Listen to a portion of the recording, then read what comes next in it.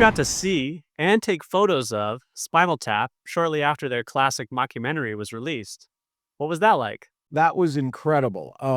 I get asked all the time, "What is the best show you ever photographed?" And, I give the answer, which is the truth. It's like choosing one your favorite child. You can't answer that, but I can tell you what the most fun show was, and that was that Spinal Tap concert. It was unbelievable because it was literally weeks, if not days, from when the movie had come out. So it was like they leapt off the screen.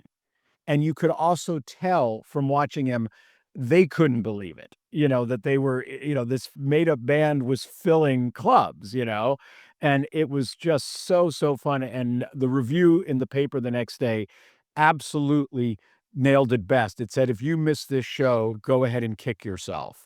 It was just so much fun. And then there was another little element that was added to it that was particular to the Bay Area. Is I was part of kind of the rock and roll photography scene. At that point, I had sort of started my transition a little bit from being a, outlaw rock and roll photographer to going or beginning to go pro. So I knew the real, the rock, the professional ones.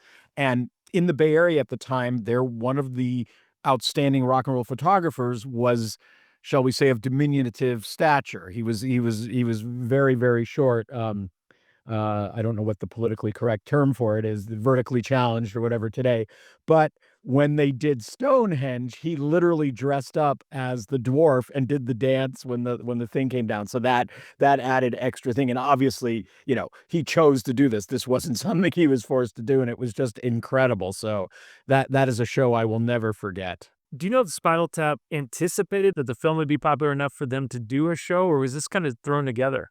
I don't think so. This was a small tour, and one of the things about the show is you could tell the energy they had. They couldn't believe it. It was just so fun to see it. And here we are 40 years later, and the sequel's about to come out. Yeah, the end continues. Yes, exactly. And I took my son to see it, just a few weeks ago when it was re-released in the theaters, and he loved it. And that was so great to see that. It's so good. It's so funny. It's so tight. It just moves, and yeah, it's just wonderful. And it tells a great story. That's the other thing is that it's kind of a fun story the way the band disintegrates and then comes back together. And then, it used to be kind of more of a joke, but the way, how but they're big in Japan because that was kind of a big thing in the 80s, these bands that had sort of run their course, but they still had a following in Japan. So that was a funny twist at the end that they tapped into.